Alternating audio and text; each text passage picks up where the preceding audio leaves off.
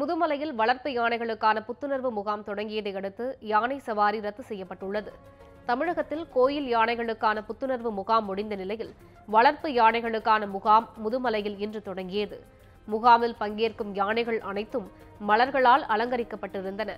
முகாமை தொடங்கும் விதமாக அங்குள்ள விநாயகர் கோயிலில் கிருஷ்ணா யானை மண்டியிட்டு வணங்கி வழிபாடு செய்த காட்சியை பார்வையாளர்கள் கண்டு ரசித்தனர்.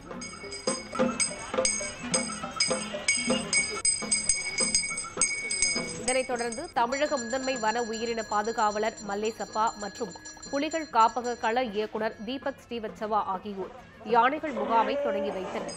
அன்னாசி, வாழை, சத்தான உணவுகள், பசுந்தீவனங்கள் போன்றவற்றை அவர்கள் யானைகளுக்கு வழங்கினர். இந்த எல்லா நம்முடைய காட்டு பகுதியில் உள்ள யானைகளுக்கு முகாம நடப்படுகிறது.